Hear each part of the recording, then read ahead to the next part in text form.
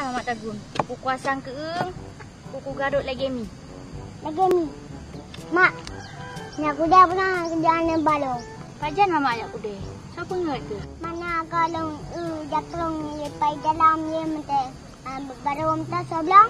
Yang tahu tak nak yang kengken. Pada nama ajak aku deh. Yang mak nak pelomplak sampai. Oh, yang jakrum ngenomplak atas meja. Hantar kerja Pak Jalek no. Setelah hewan ada kisah yang berlalat betul ada pakaiannya mak. Bukan calon hewan.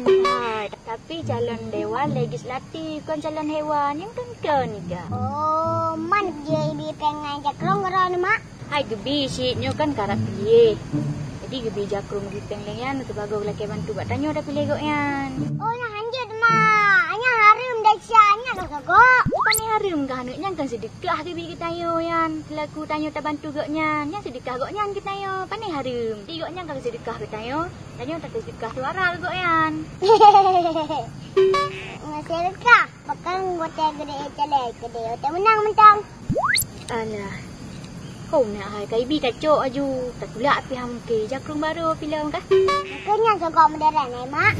Kau sedekah he sokok. Ni dia mentang buat. Oh jika dewan, dewan dia jalum. Man pak kata pui kah boceh harumnya. Gulung yang pegang he mak. Rona yang penting.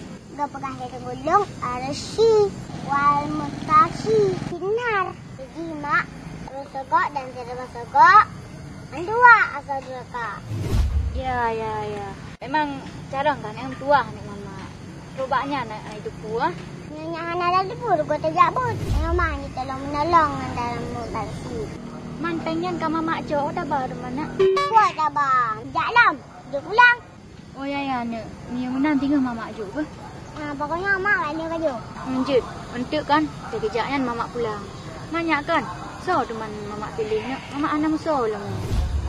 Yang pilih tu yang galarau ni. Pokoknya be udah sokok. Aku tanya hantar tahu peng. Jadi mak ni kaya bantu orangnya. Dan mana yang bantu le? Nak putih halai bantu tanya le. Dan mak accept peng 60 ribu. Hai tu sip mana sip 60 ribu ni. Haji mak. Yang dia pulang ada kau. Dan sip dah nak jelas. Wahai bagi-bagi. Yang ke kadang ni. Alahum hai. Buat tak mau ya kamu grip ya.